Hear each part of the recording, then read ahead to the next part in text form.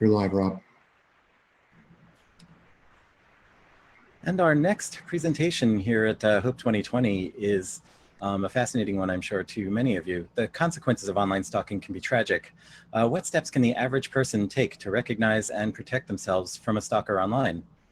The Cyper Collective and David Ruiz are here to show us all about it in our next presentation, Fight Back Against Stalkers Online, Tips for Everyone.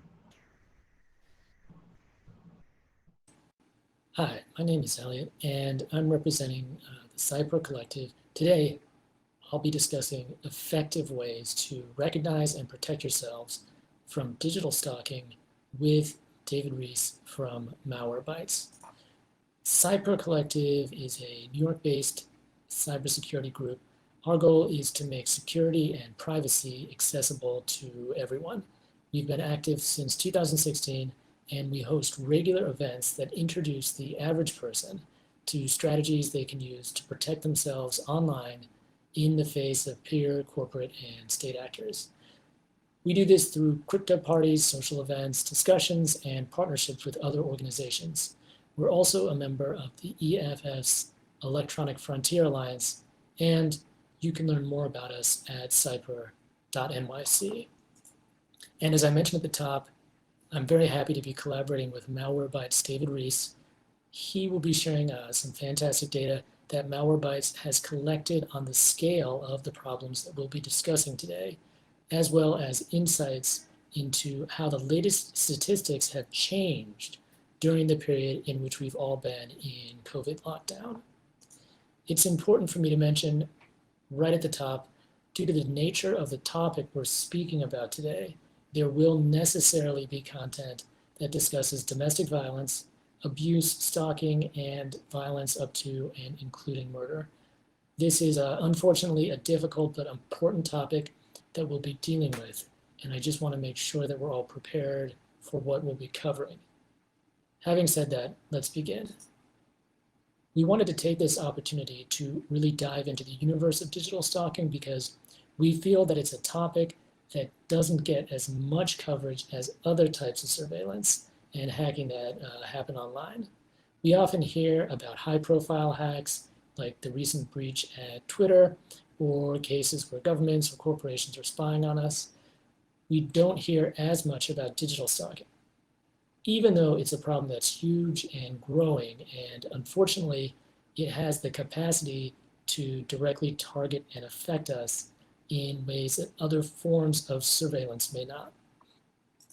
So first, let's talk about the scale of the problem, both for digital stalking and for the wider world of domestic violence that digital stalking emerges from.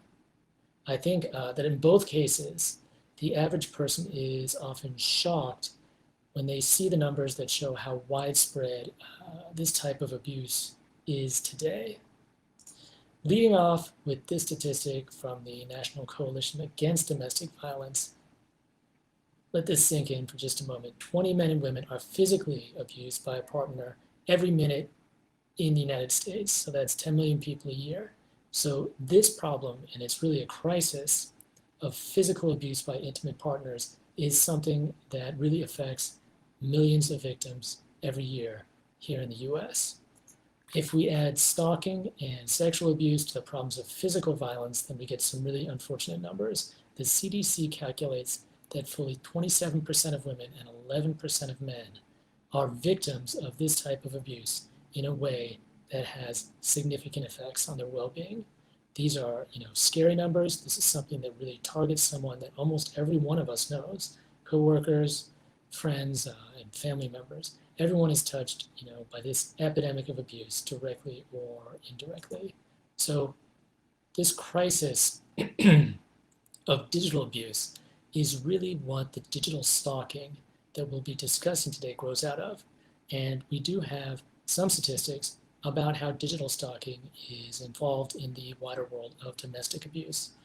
There was this Australian study from a few years ago that found that 17% of domestic violence victims had their locations tracked, from GPS trackers placed on their cars to the techniques and apps that we'll talk about in more detail later. So let's talk about apps. David Rees will discuss this in much more detail, but to give you a sense of the scale, the antivirus company Kaspersky detected more than 50,000 users who had had their Android phones infected by what's often referred to as stalkerware in 2018. And to be clear, these types of apps are just one way, and probably not even the most common way, in which stalkers can track their victims. This is unfortunately compounded by the fact that until recently, many antivirus products gave only ambiguous or unclear notice when their apps were detected on a victim's device. Also important to look at is the rate of increase. Is this a problem that's getting worse, or is it getting better? Sadly, the answer seems to be worse, and it's a big rate of increase. As you can see here, Android stalker apps have increased by almost 400% in the first 8 months of 2019. So those are big numbers, and this is a problem that's getting worse, which is why it's so important to understand and to get in front of it. So now that we've gotten an introduction to the scale of domestic abuse and digital stalking, what can it lead to? And unfortunately, as we'll see next, digital stalking can lead to some incredibly tragic outcomes. Domestic abuse by intimate partners often can affect not just the victim, but often the victim's family members and children. This first case illustrates how quickly digital stalking can escalate to an incredibly tragic outcome. So in Florida, a man named Luis Toledo covertly installed a spyware app on his wife's phone. And once he did this, he was able to completely monitor all of the text messages and photos that the victim was sending and receiving on her phone. And this stalking triggered an explosion of violence against the victim. He didn't just kill his wife, he also murdered her 2 children. So that's an entire family wiped out as a direct result of the consequences of one of these apps. This next case illustrates how abusers often tell their victims that they're stalking and spying on them as a way, to control and terrorize them. This man was actually a police officer in the town that the abuse took place in, which added another dimension of victimization to the crime because there was nowhere the victim could really turn for help. In one instance, the victim's family became so concerned about his escalating abuse that they actually called the police to carry out a wellness check on their daughter. And the abuser was the officer that was dispatched by the department and arrived in response, which is really unbelievable. Finally, this case shows how an abuser can use digital stalking to completely dominate a victim's life and really destroy any expectation of privacy that the victim might have had. Almost all of us are never without our phones, and when our phone becomes compromised by an abuser, it can quickly destroy a life. Hey everyone, my name is David Rees, and like we mentioned earlier, we're going to be looking today at data on stalkerware type apps, including how many times we find these things in the wild and whether the use of stalkerware type applications has increased since shelter in place began. To start with, again, my name is David Ruiz. I'm currently a senior online privacy writer for Malwarebytes Labs. We're an independent research-driven blog operated by the cybersecurity company Malwarebytes. I came to the company from a digital rights nonprofit called Electronic Frontier Foundation, represented here, where I analyzed policy and fought against expanding NSA surveillance. Malwarebytes, right, we're a cybersecurity company that protects businesses and consumers from cyber threats. So that means viruses, ransomware, crypto miners, a whole bunch of things that are bad or potentially bad for computers and mobile phones. And that includes what we'll be talking about today. So first, before we look at the data itself, we have to explain both what stalkerware is and what Malwarebytes detects. Right? We need to discuss the term stalkerware. It frequently refers to a wide variety of apps, like we've learned, that provide capabilities to reveal text messages, emails, call logs, web browsing history, sensitive photos, videos, GPS location, all without consent. Now, the important thing here is that at Malwarebytes, we don't classify anything as stalkerware. Instead, we have two categories of apps that we detect that are, by the public, commonly understood as stalkerware. Those apps are monitor apps, apps that can monitor your activity on your devices, and spyware, invasive apps that can spy on activity and also stealthily hide themselves from view and perhaps even hand over some device control to the users. I need to make this also extremely clear. Any app that you hear about today from the panel is not classified as stalkerware by Malwarebytes, right? We do not and will not name apps ourselves. We do not use that term in our internal classifications. So we are here mainly to share data on trends of stalkerware type applications. And then finally, we also need to discuss what detections are, right? What does that mean? Detections come in two flavors. Either Malwarebytes has found a piece of malware on a device, like a phone, and then it lets the user get rid of it. Or Malwarebytes found a piece of malware trying to get onto a phone and then prevented that from happening. So again, those two categories, right? There's remediation or removal of the malware, and then separately there's prevention of the malware. So let's look at the use of these types of apps in 2018 and 2019.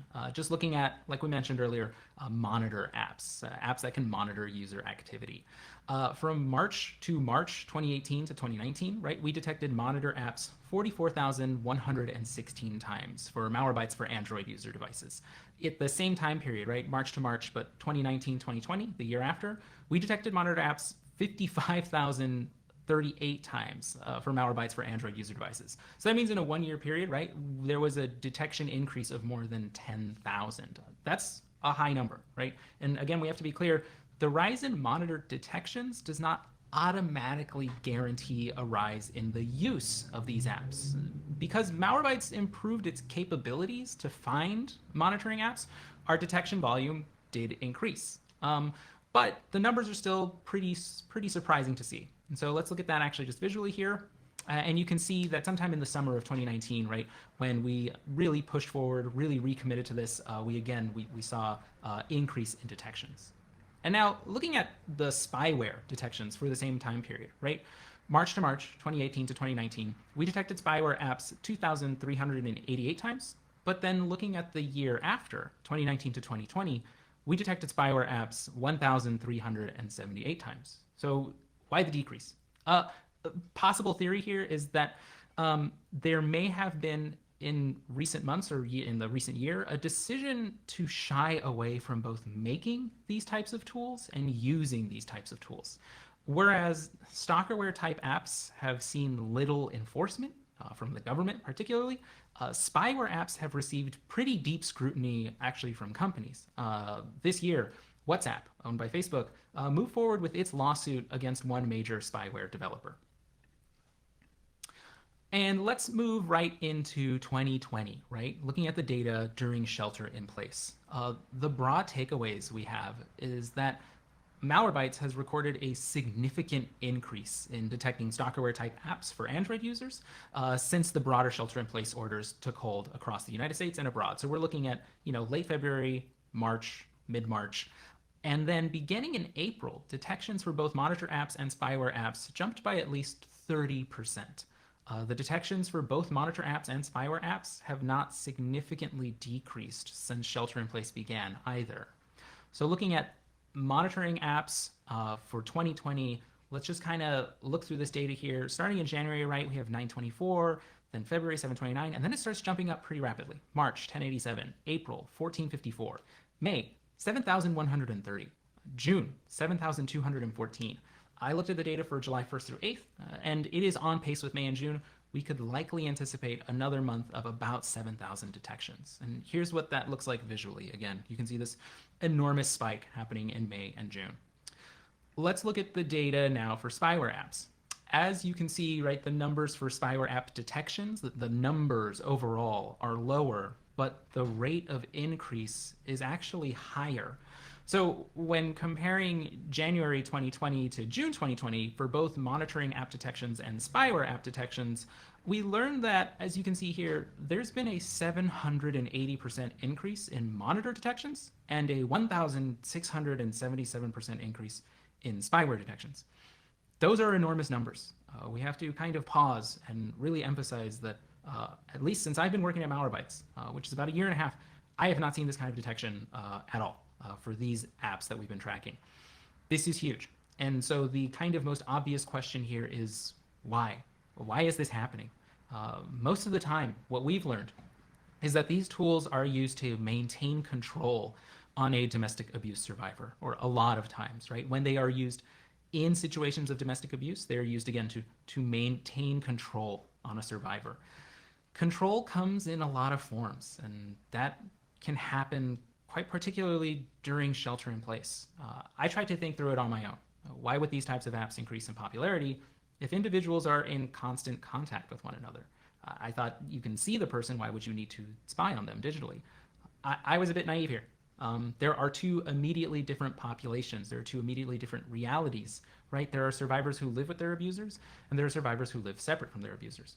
For those who live separate from their abusers, right, sheltering in place presents sort of immediate opportunities of delusion, of anger for an abuser, thinking, where is my partner? Why won't they visit? Are they really taking shelter in place seriously? Are they cheating on me? What are they doing, right? There's just this sort of spiral of not logic, but illogic. And then they're worried, they're angered that they are not in control. They cannot visibly see or confirm their control either.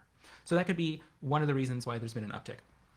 But then for survivors who live with their abusers, there's a possible heightened awareness of all the conversations that were already happening, but maybe previously were unnoticed. So what I mean is, right, being inside in a shared space 24/7 is easy for no one. But for survivors, they're now under a heightened scrutiny. Suddenly going to go pick up like a missing ingredient for that night's dinner becomes an affront to an abuser.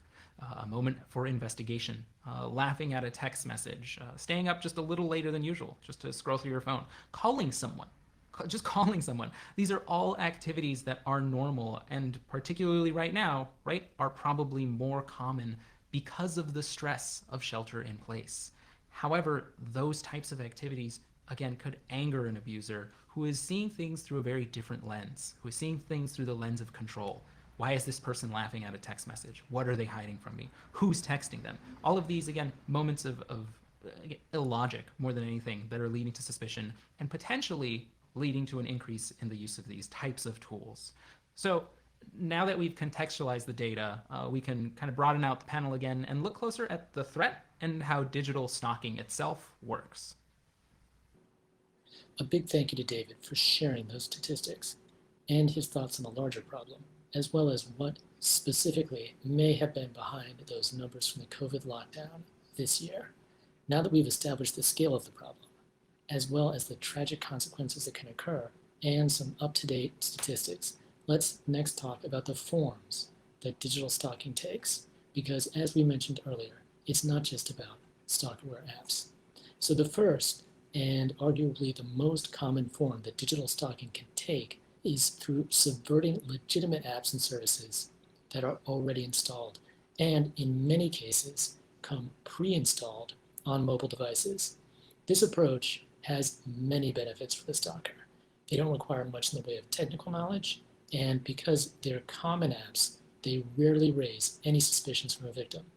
Finally, because many cases of domestic abuse involve family members and intimate partners, stalkers are often already recognized contacts, which allows them to avoid safeguards in many apps intended to protect against strangers. We begin with iCloud. Many of us are probably already familiar with iCloud's vulnerability through well-publicized cases where celebrities have had their iCloud accounts compromised by hackers. Sadly, iCloud is also a big target for digital stalking. As you see in this quote from security researcher Ivan Rodriguez, iCloud is one of the most dangerous ways for a stalker to attack an Apple device. Once they can get the victim's iCloud credentials, they have an incredible amount of access to their digital lives. And unlike stalkerware apps, it's all remote. There's no app to detect, and they don't need to have physical access to the victim's device. Google Maps is another natural target for many digital stalkers. Once Google Maps location sharing is activated, a stalker can easily track the victim's location and movements. And again, this is hard to recognize if the stalker is already a contact of the victim. Google has taken steps to improve security on maps by notifying users when their location is being shared, but this only occurs after 24 hours and at inconsistent intervals. Very similar to Google Maps is Apple's Find My app, which makes it very simple to track a victim's location. This is another example where the intimate relationship that many abusers have with their victims enables apps like Find My to be used for stalking. The abuser has a good chance of already being included in family sharing, and this is important because there are no warnings sent by Find My if location is being shared with a pre-existing contact. This really highlights how important being a contact can be. Most of us don't think about adding someone as a contact or importing contacts from an old phone, but it can really make it much easier for a stalker that we know to target us. Again, Apple has been taking some steps to make Find My a bit more secure by sending some additional notifications around geofencing. And finally, I want to highlight email as another often unexpected way that digital stalking can be enabled. As we'll see in a bit, many stalkerware apps can install themselves via email or a text message, and these emails can be far harder to spot than the average spear phishing attempt because a stalker knows their victim and may already be emailing them on a regular basis. They'd also know so many details about the victim's life that they would easily be able to write an email that wouldn't raise any suspicions. Next to discuss is what is called dual-use apps. They're different from the apps that we've just discussed in that they are not extremely common apps like Google Maps that anyone would be used to seeing on a device. But even though dual-use apps are not intended to be used for digital stalking, they can very easily serve that purpose. Probably one of the biggest categories of dual-use apps that can be really dangerous if used maliciously are these anti-theft and loss prevention apps. It's important to note that these are not intended to be used in digital stalking. Apps like this are typically used to track devices that can be stolen from a business or retail location. But if they're surreptitiously installed on a victim's device, the tracking and recording capabilities they offer can give a stalker detailed information on a victim's location and activities. Another category to mention that we may not see as often in the US are what can be called state-sponsored stalkerware. We should differentiate this from apps that are used by governments to spy on their citizens. Instead, state-sponsored stalkerware are apps written by a state to allow citizens to spy on and stalk other citizens, usually family members. The best example of this state-sponsored stalkerware is the Abshire app, developed by the Saudi government. This is an app that actually has a wide range of services that are intended to streamline and digitize things like government paperwork, but it also includes functionality that allows male family members to track and restrict the movement of their wives and female relatives under the Saudi guardianship laws. And by restrict, we mean restrict from leaving the country. As the app sends alerts when a woman enters an airport. Apps like Abshire are endorsed and in fact written by governments, but lead to Apple being put under a great deal of pressure to pull the app from the App Store. The good news here is that because of the backlash in 2019, the Saudis announced that the tracking would be removed from the app. This finally brings us to commercial stalkerware, what most people may think of when they hear the term digital stalking.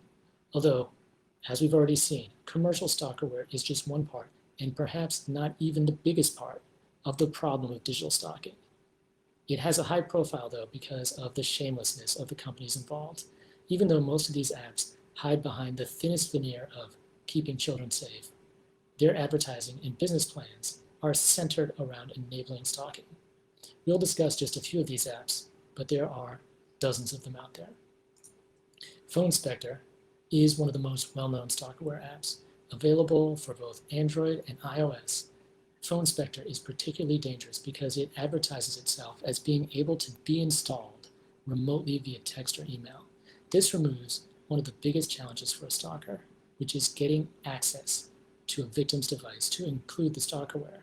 Once installed, Phone Inspector claims to be undetectable and offers the ability to view texts, calls, and track the victim's location. Phone Inspector's marketing featuring disclaimers that the app is only to be used by parents or for businesses to track their devices, is also a good example of how the stalkerware developers try to shield themselves from possible liability. FlexiSpy is probably also one of the biggest stalkerware apps available today. Due to efforts that Apple has been making to protect their users from stalkerware, FlexiSpy is only available for Android and older versions of iOS. FlexiSpy, in a particularly scummy move, even offers to deliver gift devices that have their spyware pre-installed. Once FlexiSpy is active, it's able to spy on calls, many apps, and even turn on a phone's microphone to spy on a victim. FlexiSpy also leans heavily on the parental control defense, featuring a homepage with a photo of a teenage girl sending a text that reads, "My dad's not here. Meet me at 10." SpyPhone Android Rec Pro is a $100 plus SpyPhone app that is only available for Android but claims to offer full control over a victim's phone, including listening to the background noise in calls, recording calls, intercepting text messages, and more. Stalkerware apps that we've just discussed can extract a great deal of information from a victim's device, but there are limits. Especially on iOS, apps are restricted in what information they can get from other apps installed on the phone. This is important because a victim's social media activity is usually a big target for stalkers. However, if a stalker can jailbreak or root a victim's device, they can essentially sidestep any restrictions the operating system enforces to protect users from spying. The barrier to this approach is that jailbreaking an iOS device or rooting an Android device requires the most technical knowledge and also requires that the stalker have access to the victim's phone for the most time of any approach. In addition, an operating system update is likely to restore the phone to a secure state, requiring a stalker to start all over again. Having said this, there are toolkits and guides to jailbreaking phones that are widely available online. Jailbreaking or rooting a device has huge payoffs for a stalker. This allows stalking apps to avoid the iOS sandbox protection that largely prevent apps from spying on other apps, giving a stalker almost total control over a victim's device. In addition, package managers make it easy to find and install stalker apps once the phone is jailbroken or rooted. Now, we've touched on this before, but it's important to also highlight the need to be careful about accepting gift devices, as this can be an easy way for stalkers to ensure that their victim is using a compromised device. Gifting devices pre-installed with stalkerware is probably a very common approach that stalkers use, given that many stalkers are intimate partners of their victims. Cell phones and tablets are big-ticket purchases, and most of us are used to getting them from family and friends as gifts. Sadly, this makes it easy for stalkers to keep track of a victim by giving them a device that could be linked to a compromised iCloud account, have common apps configured for stalking, stalkerware apps installed, or even be already jailbroken. Now that we've covered the scale of the threat, discussed the risks, and looked into the many ways stalkers can compromise the privacy of their victims, let's talk about defense. The good news is that there's a variety of strategies that all of us can take to defend ourselves from digital stalking, even if we don't have a lot of technical know-how. It is important to note, and I'll be stating this repeatedly, that before you take any defensive action against a digital stalker, even something as seemingly minor as searching online for information, it is critical to be extremely careful.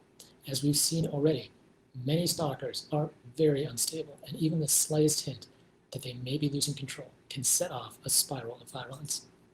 The first piece of advice, be proactive. Preventing a stalker from getting access in the first place is possible. As we've seen, many of the attacks stalkers use require that they have physical access to your phone or device. Keeping control over your devices and not sharing pins and passwords can head off many of these attacks before they even begin. It's also important to stay up to date with the latest updates for your device. Apple in particular has been very aggressive in enhancing the privacy protections for iOS, so each new release makes it more difficult for an attacker to gain access. Remember also that a device update can restore a jailbroken or rooted device to a secure state. Be wary of unusual message attachments, even if it's from someone you know.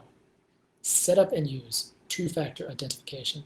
This is critical in preventing stalkers from getting access to your iCloud account, even if they have the password. And be careful about reusing passwords and change them regularly. Finally, it's important to plan for resilience. If you feel that you're at high risk, keep a backup method of communicating and getting online. It can be another device that the stalker might not know about, or it can be the device of a trusted friend or family member. It's also important to be aware of the warning signs that your phone or device has been compromised. In some ways, this is hard. After all, stalkerware apps are designed to be invisible to the victim. There are ways, however, and some of them are quite clear, to recognize that a stalker has gained access to your device. The first thing to look for is signs that your device is behaving unusually. No matter how stealthy a stalkerware app is, it still needs to draw power to operate and communicate back to its remote server. And that can leave signs you can recognize. If your phone's battery is suddenly draining much faster than usual, or an app that you don't recognize is drawing a lot of power, that can be a sign.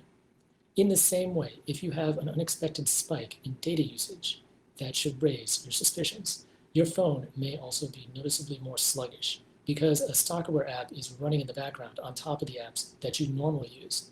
You may even have trouble turning off the phone. But all of these signs can be quite subtle and difficult to recognize on newer phones. Luckily, there are other warning signs you can look for.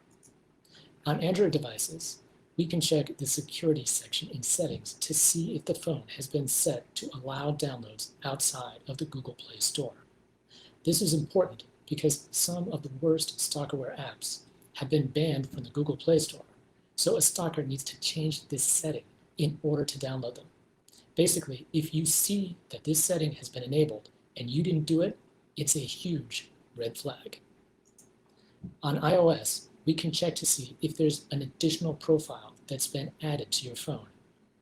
While there can be legitimate reasons for this, usually for devices used or set up for work, if you see a suspicious or unexpected profile here, it's also a red flag because a stalker can use a malicious profile to monitor your device.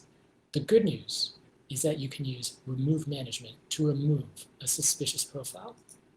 As we discussed earlier, another huge red flag is if your phone or device has been jailbroken or rooted without your knowledge. The problem is that these compromised phones may not seem different at all to the average person. There are signs we can look for, however. For Android devices, tools like Root Checker can verify if a device has been rooted. For Apple devices, the presence of an app named Cydia shows that a phone has been jailbroken, but the problem is that it may not always be present on a jailbroken phone. The ISDI tool, which we'll talk about more later, can also detect jailbroken or rooted phones, but it does require technical knowledge to set up. The biggest, and oddly the most common, warning sign isn't technical at all. Stalkers often give themselves away by dropping hints or pieces of information about your activities that they could only know if they had compromised your device. This may seem strange, but it is an integral part of the feeling of control that a stalker is seeking to maintain over a victim. As we've discussed before, in many cases, the stalker explicitly informs their victim that they are monitoring their devices, so there's no question at all that it's going on. Here's an example of the ways that stalkers give themselves away. Now that we've discussed the warning signs, let's talk about how we can find stalkerware or other ways that a stalker has compromised your privacy.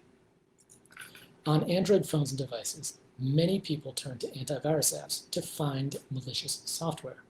Although this has improved recently, it's important to be aware that antivirus apps have had a problematic pattern in the past of displaying vague or confusing alerts when they encounter stalkerware. This has been called the not a virus problem. Having said that, many antivirus companies have made big strides in clearly identifying stalkerware and taking action against apps that are detected. Antivirus apps don't really exist in iOS. This is because iOS apps run in secure sandboxes that have no access to other apps' information. This makes iOS an inherently more secure environment, but it also makes it essentially impossible for antivirus apps to operate because they need to monitor other apps in order to work. IDSI is a powerful tool that specifically focuses on stalkerware. It uses a blacklist to identify the stalkerware, and as we mentioned earlier, it can also ID phones that have been jailbroken or rooted. It's important to note that IDSI is a fairly technical piece of software that's intended to be used by victim services organizations to help their clients, and is not something the average person would run at home. iCloud hacking is probably one of the most common means that stalkers can use to monitor their victims. Because it's completely remote, a stalker doesn't need any access to a phone or device. Thankfully, it's fairly easy to resecure an iCloud account to prevent further monitoring. The sign out of all browsers option will kick any potentially malicious actors off of the iCloud account, providing an opportunity to change passwords and, most importantly, enable two-factor authentication, which will make future attempts by a stalker far more difficult. This is the most important point we'll discuss today.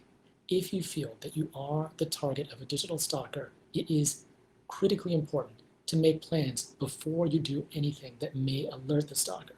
As we've seen, stalkers are often obsessively monitoring a victim, which means that they are likely to immediately notice any changes. This, paired with an often dangerously unstable mental state and willingness to use violence, means that careful planning is needed. This isn't to say that we can't take action to protect ourselves. We just need to use caution. Here are several important points to consider.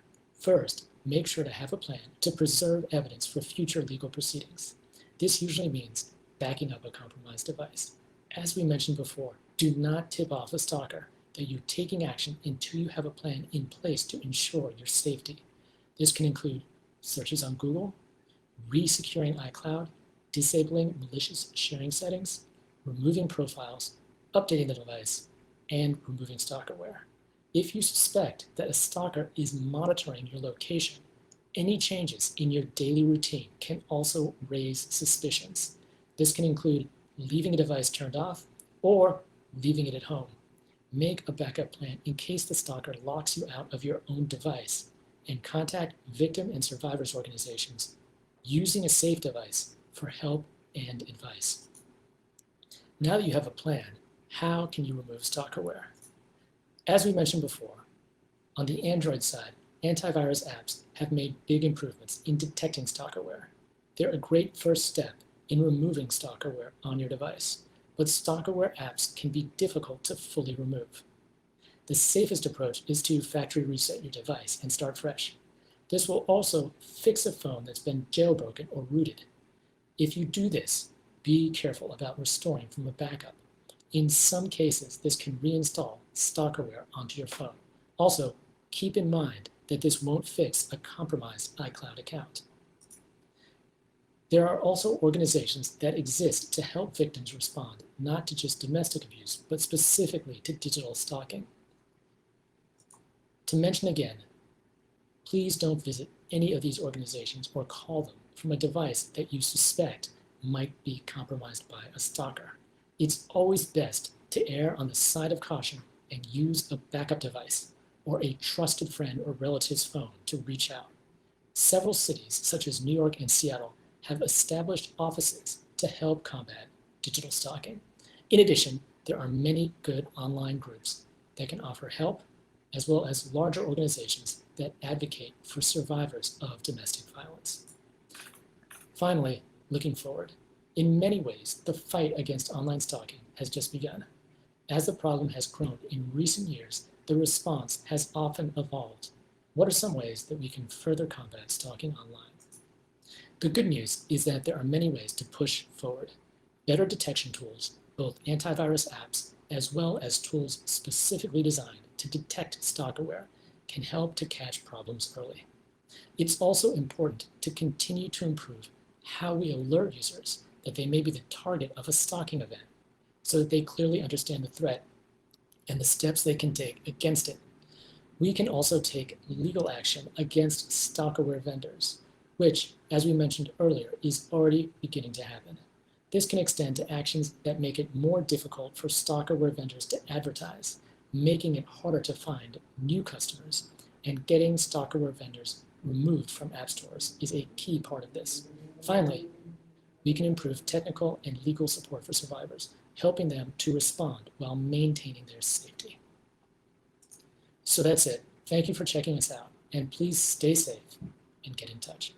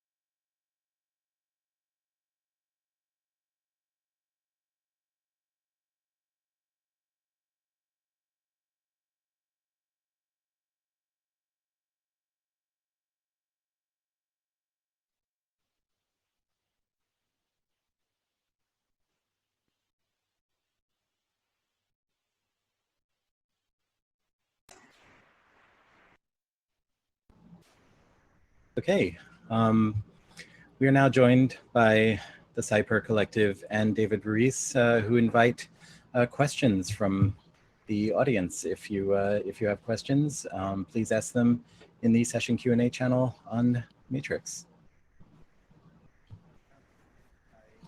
One question from the audience, please comment on underreporting. That's a very good question. I think that there's, David, you probably have a great opinion on this. I think if you mean the general underreporting of domestic violence as it relates to, this idea of digital stalking, I think there is a lot of underreporting of domestic violence situations, of which this falls into, in the US for sure, and I think worldwide as well. David, do you have any thoughts? Yeah, so I could speak on two things. One, the underreporting, like you said, Elliot, just of domestic violence situations that it seems like the commenter here is asking, yeah, it seems there's no desire to prosecute. Is this true, and does it vary regionally? Are there any solutions? What I've seen in speaking with law enforcement is that there are definitely law enforcement officers who know about this. They know about this threat. They're trying to get it right. But sometimes, right, there are communities out there who do not have a good relationship with the police. That's just kind of a fact. And so going to the police is not a trusted maneuver for them.